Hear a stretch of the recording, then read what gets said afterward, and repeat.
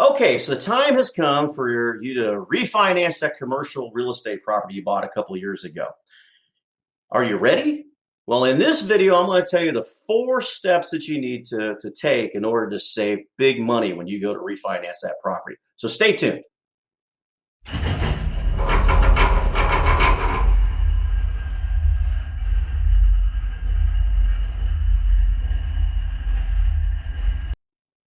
Okay, today, what we're going to do in this video is we're going to explain to you the 4 steps you need to take in order to put yourself in the driver's seat of saving big money when it comes to refinancing your commercial real estate investment. All right.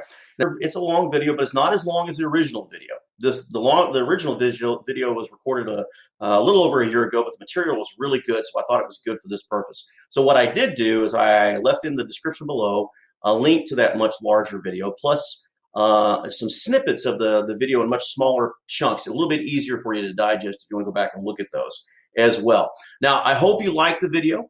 If you do like the video, please give us the thumbs up and subscribe to the channel, as well as hit that bell notification so we can send you more notifications when new videos come out. All right, enjoy. All right, so here's our first step. Commercial real estate is it's very expensive, but it has a lot of rewards and returns in it. So you should consider giving your investment the time that it deserves, okay? It takes a lot of planning. You can't just pull out a calculator and go figure it out and it's done tomorrow. This could take a long time to produce a financials for this investment property. And you want it to be well balanced, and we're going to talk about that a little bit down the road. You also want to use this time to shore up any problems. So a lot of times, lenders will want estoppels from your tenants. And when we talk about investment property, let me get that clear on the definition. We're talking about income producing property, and that income is coming from tenants. And so what you want to do is make sure that your tenants and all of your lease agreements are shored up and they're solid. And you want to present the very best possible picture to the lender, okay? You also want to leverage your refinance and use it to your advantage. So just like it's to their advantage, remember the reason why they reset that is because the interest rate risk, that also works for your benefit. Nothing says you have to use the same mortgage system that you did before. So you should really evaluate whether or not, one, you want to stay in the investment you're in, and second, how do you want to finance that project? And we're going to go into some more of that detail here in a second. Step 2. Highly critical that you gather all your loan documents. Those loan documents are critical because they tell guys like me what's going on, what's the process in the loan document. So one of the things that I'm going to do is I'm going to go through and pick apart that document and find out what you're responsible for and what the bank's responsible for. So I'm going to know what did they loan and what the loan rate was and what the term of the loan was, what the balloon was, what the fees were associated, maybe a maintenance fee. And from that document, I'm going to go ahead and create a pro forma. I'm going to look at things like loan to value, your debt coverage ratio, your debt servicing, and your net operating income, and balance that out in such a way that I maximize the income that you're producing. Your bank is a partner of yours, but you shouldn't give your partner more money than they actually deserve, and that's what we're trying to teach you right here. Okay.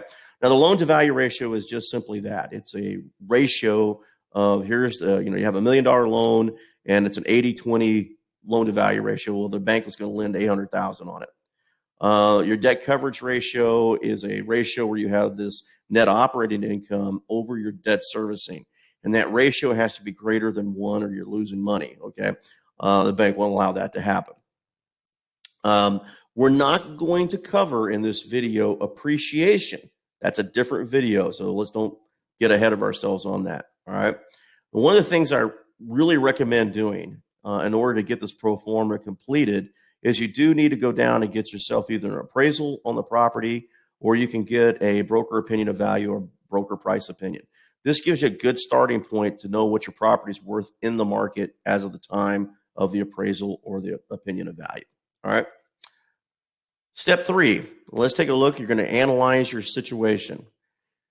The first thing you probably need to do is to decide, do I even need to stay in this investment? In other words, for the money I have in this project or this investment, can I do better elsewhere?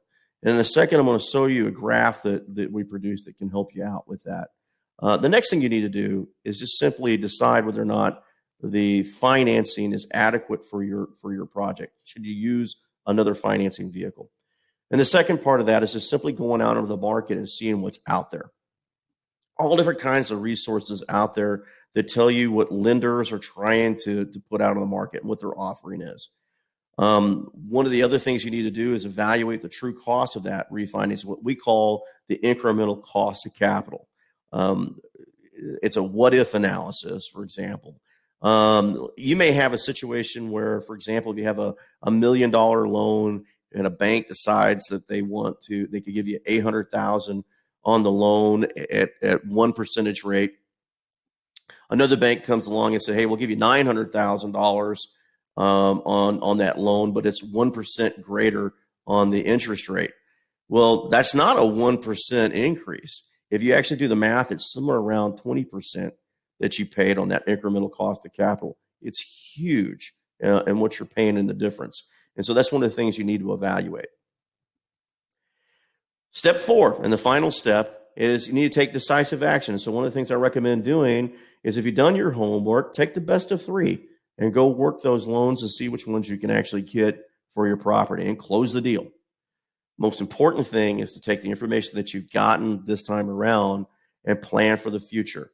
You need to find out what the basis is you have in your property, what's available in the 1031 exchange, or what kind of portfolios can you invest in.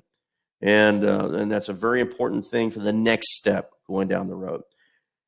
All right, some of the key takeaways you should have from this video is that you need to start now in preparing for that day of refinance. And there's a lot of factors that you need to look at. I really suggest that you go down into the description below, take a look at that longer video, if there's a link to it also down there. But also, there's also a link to the smaller videos. They're just subsets of that bigger one. It makes it a little bit easier for you so you can go exactly to what you want to go get to.